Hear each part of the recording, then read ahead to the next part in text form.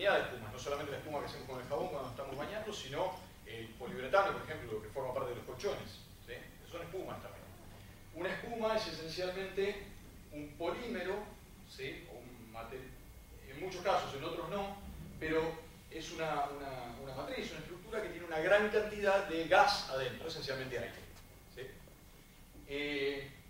Las burbujitas de gas pueden ser visibles, como cuando uno hace una pompa de jabón, cuando se está lavando las manos, pero si uno mira con muchísimo detalle, si tuviese una lupa o un microscopio extremadamente potente, podría ver que muchas de esas burbujitas son de tamaño nanométrico. De hecho, hay procedimientos para fabricar espumas de tamaño nanométrico, que no se parecen tanto al jabón haciendo espuma, sino básicamente no se parecen tanto al jabón. Los geles, gelatina en este caso, ¿sí? Son materia blanda, ni hablar, había una propaganda de Ravana, creo que era, pero era de flan esa, no de gelatina, que se movía y se deformaba, creo que todos lo conocen. La gelatina comestible es un ejemplo particular de geles. Los geles son una cosa mucho más general, desde que usamos para el pelo hasta algunos que se usan en laboratorios de biología para separar proteínas o para separar ácidos nucleicos. Es una herramienta bastante conocida y se basan casi todos en una sustancia llamada agar. Más colorantes y saborizantes permitidos, como dice acá. Los sistemas granulares, de los cuales tenemos expertos acá presentes, un sistema granular, no hay, al menos digamos, yo no voy a hablar absolutamente nada más, pero me atrevo y acepto cualquier tipo de corrección a mencionar que no solamente son los granos, acá ni recuerdo qué granos eran, hay trigo, hay arroz y qué cosa más. Si uno toma una bolsa de grano, es fácil ver que se puede formar con facilidad, ¿sí? Y está formado por partículitas, esas partículitas son los granitos, que de alguna manera se las ingenia para verse unos a otros y para dar las propiedades que tienen. Pero en algún sentido, el movimiento del tráfico, el movimiento de las personas, ¿sí?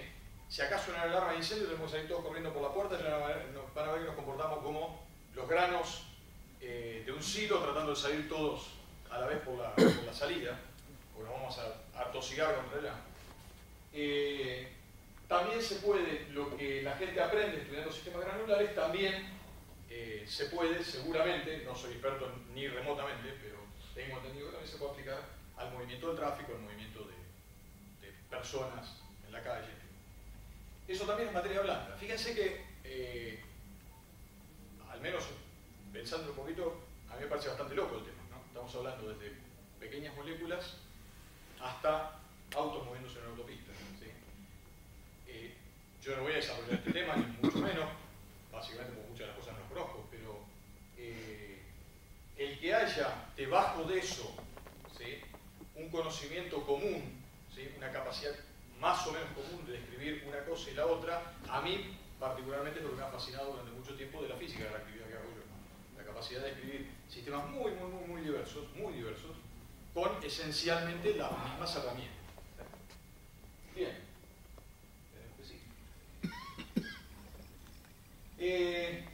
Seguíamos con qué es la materia blanda. Algo de lo que sí voy a hablar hoy es de los coloides. Dos ejemplos de coloides, que después podría explicar puntualmente qué son estos coloides. La leche, creí que era una buena imagen de la caja de leche, pero no lo era. Me gustó porque hay un dibujito de un coloide. La leche es un coloide, ahora voy a explicar qué es. La mayonesa es un coloide, ¿sí? Y está en nuestra vida diaria. Nos la hacen más o menos fácil. Y ciertas cosas llamadas cepillos, ¿sí? O en inglés, el término que se utiliza, brush, que significa exactamente lo mismo, cepillo. De esto voy a hablar con un poquito más de detalle, y son dos temas en los cuales yo mismo y mis colaboradores y estudiantes trabajamos un poco, haciendo un poco de lo que sabemos hacer o de lo que creemos que sabemos hacer. Voy a contar una cosita más en detalle, siempre a nivel de charla, ¿sí? Y vamos a ver cómo estas dos cosas, bueno, ya de la mayonesa y de la leche nos puede quedar más o menos claro, cómo vamos a ver cómo estas otras cosas están mucho más cerca de nosotros de lo que creemos, y cómo nos hace la vida más fácil o más difícil en algunos casos. ¿De qué se trata esto? Bueno, la pregunta que entonces por qué es blanda la materia blanda. ¿Sí? O sea, ¿qué es lo que hace? ¿Cuál es la diferencia entre, bueno, esto en particular es una madera, también debería ser materia blanda, pero por qué un determinado material es duro y otro es blando? ¿Sí? O más blando. Bueno, voy a dar alguna respuesta. Lo que tenemos que tener en la cabeza es esto. Los materiales, todos los materiales, deben la estructura que vemos, ¿sí? Su estructura se debe a que hay, y acá voy a usar de una manera muy laxa y hasta casi irresponsable, algunas palabras. Pero ustedes sabrán perdonar en caso de que se den cuenta de lo que ocurre. Debe su estructura a la existencia de fuerzas, ¿sí? Entre las propias moléculas que lo componen, entre sí, y entre esas moléculas y el ambiente, ¿sí? Lo que lo rodea. Otros materiales, la atmósfera, la Tierra, el universo. ¿Sí? El equilibrio, o no necesariamente el equilibrio, pero el juego de esas fuerzas es lo que hace que el material tenga la forma y las propiedades que tiene. A veces hay materiales en sus propiedades. Hay algunos materiales en los cuales una o unas pocas fuerzas, ¿sí?, son responsables por ese comportamiento, por esa estructura. Y dominan a las otras, ¿sí? De las muchísimas fuerzas, y con la palabra fuerza estoy siendo particularmente generoso, no solamente se trata de fuerzas en el sentido de fuerza, sino otros fenómenos y otras interacciones, de la enorme cantidad de posibles interacciones que hay dentro del material y entre el material y el exterior, hay unas pocas que dominan a todas las demás. Son mucho más intensas. Por decirlo de alguna manera, podríamos olvidarnos un poco de las menos intensas para tratar de entender el material.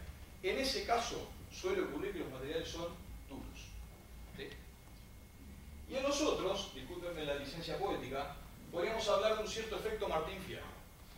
¿Cuál es el criterio del efecto Martín-Fierro? No sé cuál es el verso, pero los hermanos son unidos porque esa es la ley primera. Tengan unión verdadera en cualquier tiempo que sea, porque si entre ellos se pelean, los devoran los de fuera. Todo eso lo conocemos. De lo que estamos hablando es que si entre esas fuerzas que conforman al material, ninguna domina a las demás, y entre ellas se pelean, los materiales terminan siendo blandos o los devoran los de afuera. Entonces, una forma muy liviana, y acepto cualquier crítica, de definirlos o de separarlos de los materiales duros es, los materiales duros son aquellos en los cuales hay una fuerza dominante, ¿sí? En política podemos hablar de un caudillo dominante, ¿sí?, que mantiene el orden, no estoy haciendo apología de eso, ni mucho menos. Y algo un poquito más laxo, un poquito más móvil, un poquito más blando en muchos sentidos, a veces mejor, en mi opinión mejor. Son los materiales blandos donde todas estas fuerzas compiten entre sí, discuten entre sí, a la manera de la física, y no se terminan de poner de acuerdo. ¿Sí? Hace que en determinadas condiciones domine un poco más una que otra, entonces el material tendrá ciertas propiedades, pero donde yo me corro un poquitito de esas condiciones, domina más otra que la anterior, entonces ahí las propiedades cambian y fácilmente cambian. Bien, dejemos la literatura un poco. La pregunta ¿es útil que un material sea blando?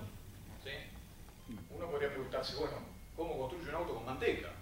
No puedo, ¿sí? Prefiero construirlo de acero, y si puedo una aleación con titanio para hacerlo más duro. Sí, más vale, parte del auto que tiene que ser construida con aleaciones duras. ¿Sí? Si quiero tener un buen cuchillo, hay unos cuchillos espectaculares que no solamente son de acero, sino que tienen coberturas de cerámico en los filos para que no se desafilen nunca. Son materiales durísimos. El que tiene la suerte de tener un diamante, que no es mi caso, sabe que el diamante es extremadamente duro. Parece ser que es una maravilla todo eso. Sí, es cierto, para muchas aplicaciones, pero no para todas. Entonces solamente voy a mostrar un ejemplo de un material que es blando y que justamente la utilidad de que el material sea blando, en este caso particular, es que con pequeños cambios de temperatura, presión, esfuerzos, ¿sí?, fuerza ejercida sobre el material o lo que sea, puedo modificar las propiedades fácilmente, sin demasiado esfuerzo, sin demasiado gasto de energía, por ejemplo, o de esfuerzo personal para hacerlo. Entonces, vamos a ver un ejemplo en el cual se entiende claramente, y es un tipo de material que se llama cristal líquido.